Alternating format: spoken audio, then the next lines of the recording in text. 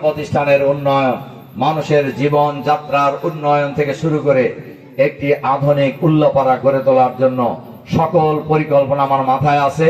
আপনাদেরকে নিয়ে, এই কমিশনার সাহেবদের মতো যোগ্য লোকদেরকে নিয়ে আমরা এই উল্লাপাড়াকে সুন্দরভাবে ঢেলে সাজাবো ইনশাআল্লাহ। আমরা যদি আপনাদের খেদমত করার সুযোগ পাই, তাহলে আমাদের কাছে দাবি করার প্রয়োজন।